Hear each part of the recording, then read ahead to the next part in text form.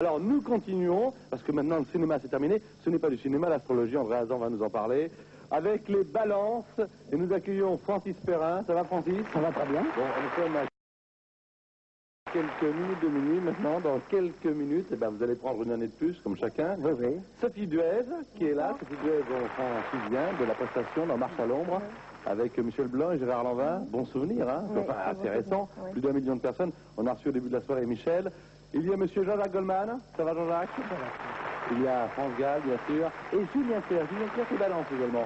Oui, bien sûr. On peut savoir un peu les jours, ça fait quel jour? Moi? Oui. 10 octobre. 10 octobre. 6 octobre. 11 octobre.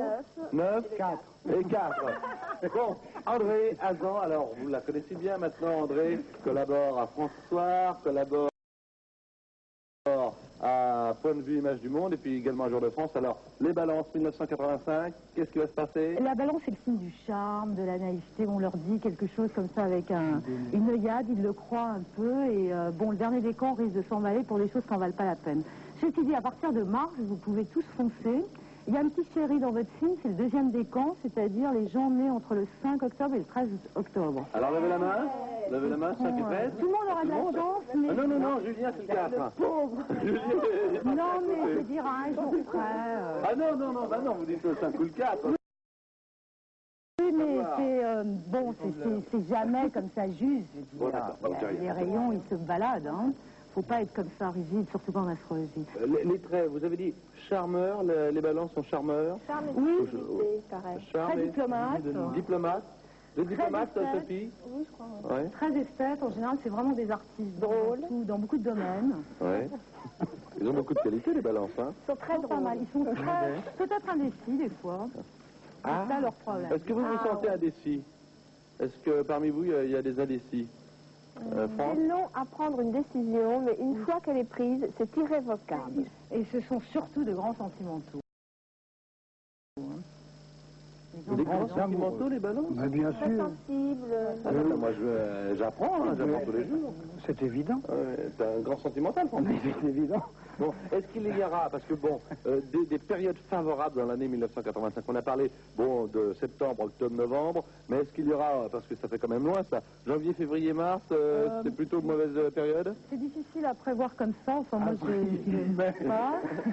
Alors avril-mai, alors Non, moi, ce qui m'intéresserait, c'est tout de même fin janvier, là, parce que... Fin janvier? Ça n'arrive Fin janvier pour Francis. J'ai pas votre thème précisément, mais il se passe quelque chose pour le sport de Paris-Bercy. De mon film, alors je voudrais savoir tout de même si ça va... Ah bon, Isabelle? Ça n'arrive qu'à moi, alors justement... Ça n'arrive qu'à moi, oui. J'espère bien que ça n'arrivera qu'à moi. Regardez, regardez. J'ai pas le thème complet de Francis Perrin. Mais si, dites-lui, il y a FP très mauvais. Non, mais ça ira. JC, je vais dire. JC. Ah, c'est bon. Il est gentil. T'as vu comme il est? Tu me le passes depuis le début de la soirée. Est-ce que ce sont des bâtons, les balances? C'est difficile.